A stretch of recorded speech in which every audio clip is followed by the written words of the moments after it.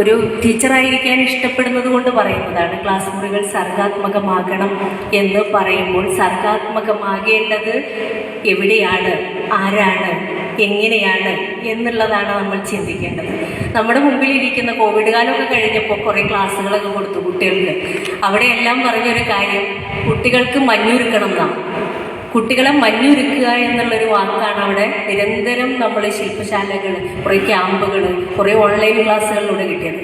പക്ഷേ ഈ മഞ്ഞുരുകേണ്ടത് കുട്ടികളിലല്ല, നമ്മളിലാണ് എന്നുള്ള ഒരു വലിയ തിരിച്ചറിവ് നമുക്കെല്ലാവർക്കും വേണം. കാരണം നമ്മൾ സർഗാത്മകത ഇല്ലാത്തവരല്ല.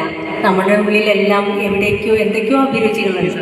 ഇതെല്ലാം നമ്മുടെ മുമ്പിലിരിക്കുന്ന ഒരു കുട്ടിക്ക് കൊടുക്കാൻ അല്ലെങ്കിൽ അവിടെ പ്രകടിപ്പിക്കാൻ നമുക്ക് സാധിക്കുമ്പോഴാണ് ഒരു ക്ലാസ് മുറി സർഗാത്മകമാകുക. നമ്മളോട് ചേർത്ത് പിടിക്കാൻ, നമുക്ക് അവരുടെ കൂടെ നടക്കാൻ സാധിക്കുക, ഒരു കുട്ടിയുടെ കൈപിടിച്ച് നടക്കാൻ നമുക്ക് ചൂണ്ടിക്കൊടുക്കാൻ സാധിക്കുക, അവർ നമുക്കും ചൂണ്ടിത്തരും ചിലത്. അവിടെ നിന്നും നമുക്ക് പഠിക്കാനുണ്ട് എന്നുള്ള ഒരു തിരിച്ചറിവ്. ചില ധാരണകളാണ്, ഒരിക്കലും പഠിപ്പിക്കാൻ പറ്റില്ല. നമ്മുടെ മുമ്പിലിരിക്കുന്ന ഒരു കുട്ടിയെ നമുക്ക് പഠിപ്പിക്കാൻ പറ്റില്ല. നമ്മളെ ആരെങ്കിലും പഠിപ്പിച്ചപ്പോൾ പഠിച്ചിട്ടുണ്ടാവും. അപ്പോൾ പഠിപ്പിക്കാം, പോഷൻ തീർക്കാം എന്ന് വിചാരിച്ച് ഒരു ടീച്ചറും ക്ലാസ്സിൽ നിന്നിട്ട് കാര്യമില്ല എന്നുള്ളതാണ് എൻ്റെ ഒരു ധാരണ. കാരണം പോഷൻ തീരുന്നില്ലല്ലോ.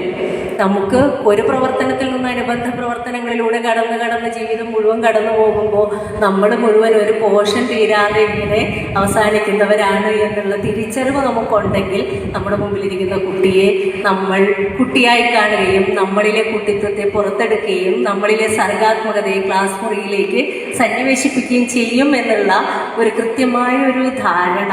അത് കൃത്യമാണോ എന്ന് ചോദിച്ചാൽ എൻ്റെ ധാരണയാണ്. നിങ്ങളിലെല്ലാം ഉള്ള ധാരണകൾ